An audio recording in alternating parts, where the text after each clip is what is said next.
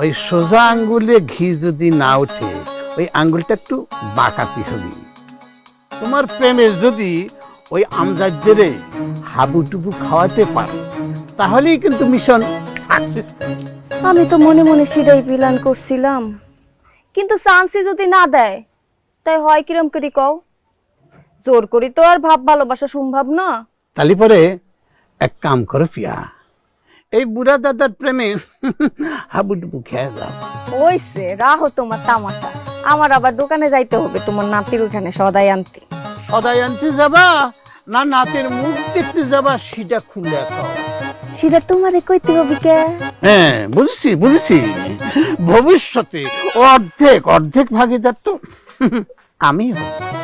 আহারে বুইরা নানা সৎ কত, তোমার তো অবস্থা হবে শিয়ালের মতো, দূরেতে খালি আঙ্গুর ফাঁসিলে তা দেখা নাকবি নে।